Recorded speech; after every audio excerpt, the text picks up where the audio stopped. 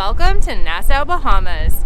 In this video, I'm going to be sharing what we get up to in this port. We don't have a tour planned. We are going to be exploring on our own, so come along with us and we'll show you what we find.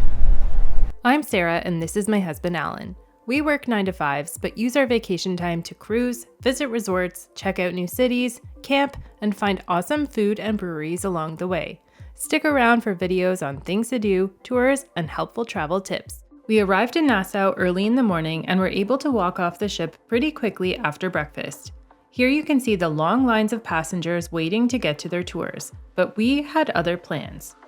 Before I jump into our day, be sure to check out our other videos from our cruise on Oasis of the Seas, linked in the description below. For our day exploring the downtown area, I researched points of interest included in some of the ship tours and others that looked interesting to me so that we could do our own walking tour.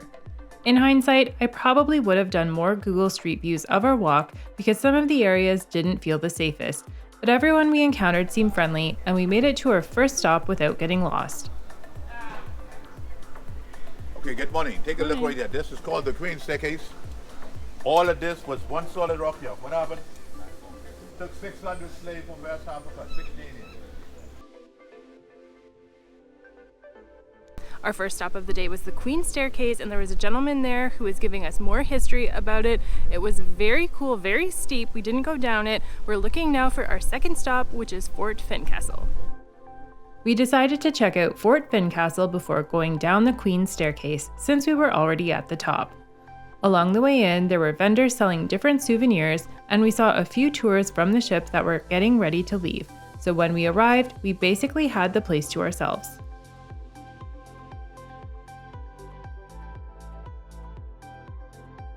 Fort Fincastle was built in 1793 and is shaped like a steamer paddle wheel, and it has some really cool history. It was also used in Pirates of the Caribbean, so they do have some Pirates of the Caribbean music playing when you go inside the fort. It also gives you great views out. I can see our cruise ship from here and Atlantis. There are 2 viewing decks here, so you can get even higher to see the amazing viewpoints, and it only cost us $7 for 2 adults to visit. And they also have a number of vendors when you're coming into the fort or leaving, so if you want to grab some souvenirs, you can take a look at those. I wouldn't recommend this for anyone who has mobility issues because there are quite a few steep stairs to get up to the viewpoint, and even to get into the fort, there is a set of stairs that are also steep, so just know that if you're coming here and you have difficulties walking or climbing stairs, it may be challenging. Then we went back to the Queen Staircase and actually walked down the stairs this time. The 66 stairs and pathway were carved by slaves out of solid limestone rock between 1793 and 1794. This was to create an escape route from the fort above into the city, and it's a major landmark of Nassau. It was quite beautiful with all of the trees and foliage that have grown over the years.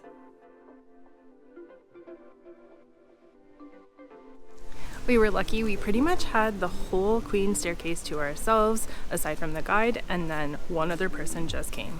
Stop number 3 was Gregory's Arch. We walked up to it, through it, and now we had to go the other way, so now we're looking for our stop number 4, which is the Government House. When you pass through the arch going south on Market Street, you cross the line that divides downtown Nassau from the rest of the island. And a short walk away was the Government House on a picturesque hill, if you can look past the traffic. Well, unfortunately, it does not look like we can go in, so we were just admiring it from the outside until all of this traffic and noisy trucks started coming through. Then it wasn't as enjoyable, but it looks like there's a lull in the traffic now.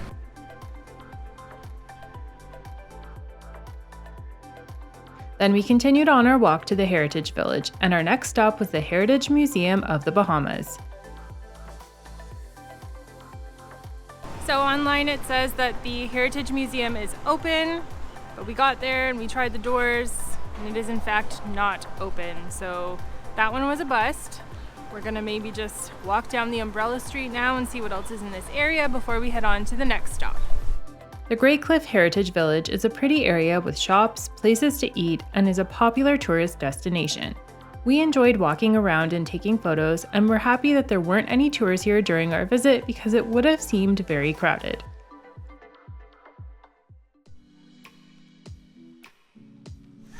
Well, the museum was closed, but we did find a winery here and we sampled some nice dry red wine. It was a thumbs up for me. The winery is the first winery in the Bahamas, and they make their wine from blended grapes from several countries. It was a fun stop and the wine tasting was free. So if you are heading to Umbrella Street, you can go to the winery if the Heritage Museum is closed.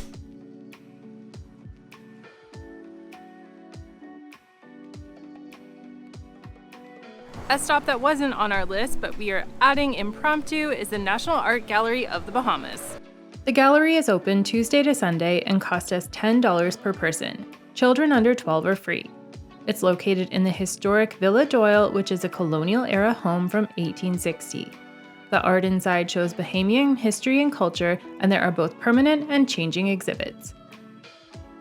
I really enjoyed the art gallery. There were over 500 pieces of art on display. There were some stairs though, but they also had an elevator, and it was $20 US total to get in and enjoy it. Plus, they had air conditioning. Then we continued on our walking tour to our next attraction, something many Caribbean islands are famous for, their rum.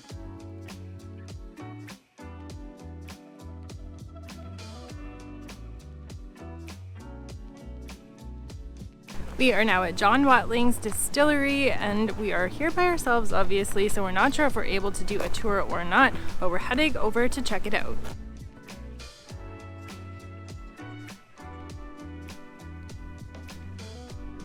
So when we arrived, we were greeted with a little sample of pina colada with their 3-year aged rum, and then Mateo took us on a tour. The tours are complimentary, but tipping is always appreciated.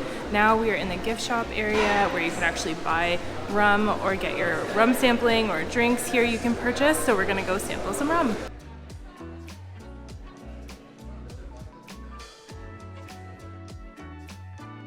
So the tour was pretty informative and only took about 7 to 10 minutes in length, which was worth it in my opinion.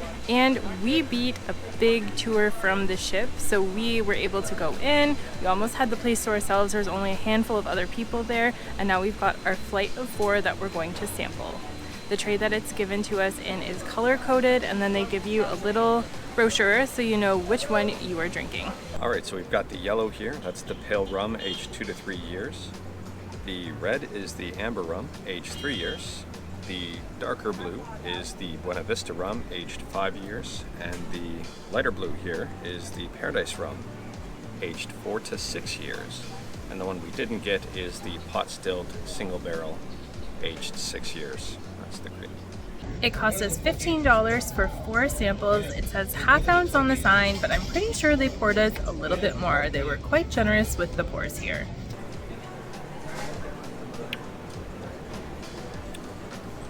Surprisingly smooth.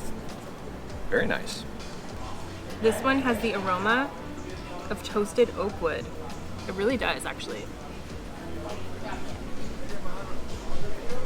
I think that my favorite are the red and the amber and the Paradise rum. And when we were on the tour, he was saying that the yellow, the pale rum, is good for mixing. The red is good for Long Island iced teas, for example, and then the other 2 are good for sipping. So I'm gonna sip. Cheers. If you are coming to John Watling's Distillery, I would recommend not doing it as part of a larger tour because they are very rushed. We saw people hustling, trying to finish their drinks and get food and stuff. So our tour on our own was much more leisurely.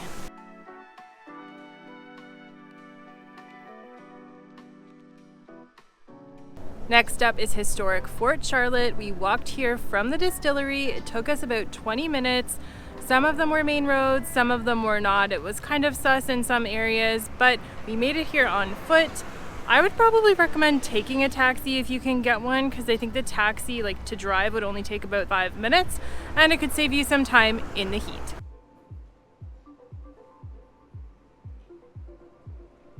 To get your tickets to enter Fort Charlotte, you go into the gift shop and then you can purchase them at the window there. They also have cold waters for $1.10, and it cost us $5 US per person. We're heading to the fort now.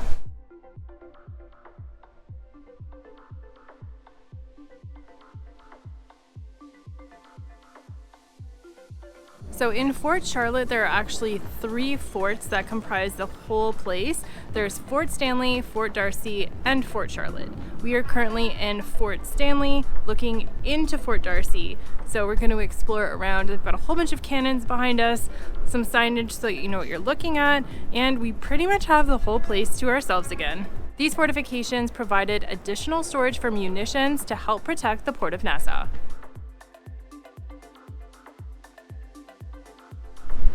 I would definitely add this to your list of things to do if you're coming to Nassau because it is a cool spot. You get some amazing views of the modern day harbor port here, and you can also see where a cruise ship docked, so you'd be able to see all of the cruise ships, and you have a cool view of Atlantis as well. I went to explore inside the fort, but it was kind of creepy, so I didn't go too far. They had some signage with more information around so you knew what you were looking at, which was very helpful without a tour guide.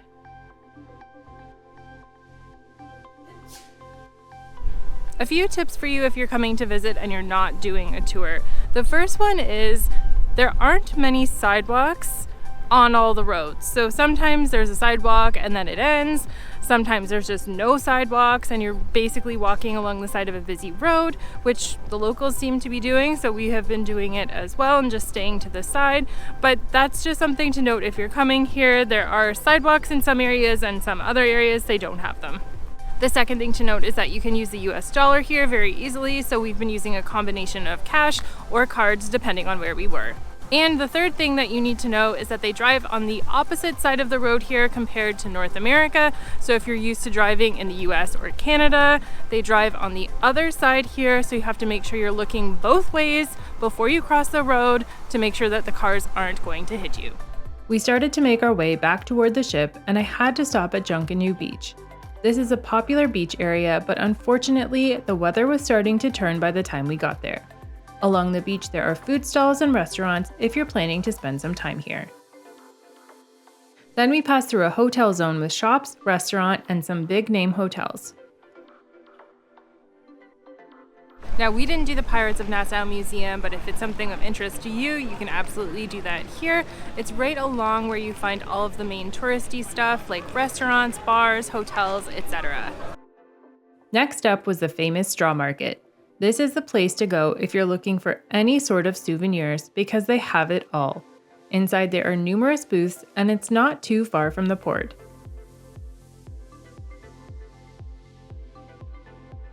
If you're looking for any souvenirs, I would definitely recommend checking out the straw market here in Nassau because there are so many different souvenirs to choose from. Then I had to check out the Parliament Square where you'll find the Senate building. It's definitely a great photo spot. And we took one last look downtown where we saw Pirate Republic Brewing Company. Unfortunately, we didn't have time to stop here, but if we ever go back, that will be on our itinerary for sure. We took some time in the port area on our way back to the ship where they had various shops for souvenirs. We admired the Atlantis Hotel from afar and called it a day just before it started a torrential downpour of rain. Well, that's everything we got up to in our 4 hours exploring Nassau. There is so much more to do here, so I hope this video can be helpful by giving you a glimpse of what there is to offer. And as always, if you like this video, don't forget to leave a like, subscribe to my channel, and hit that notification bell so you don't miss any of my upcoming videos. Thanks, and I'll see you in the next one. Stay tuned to my future videos where I'll be sharing more about our cruise, including our overall likes and dislikes, more on the included food, activities, and more.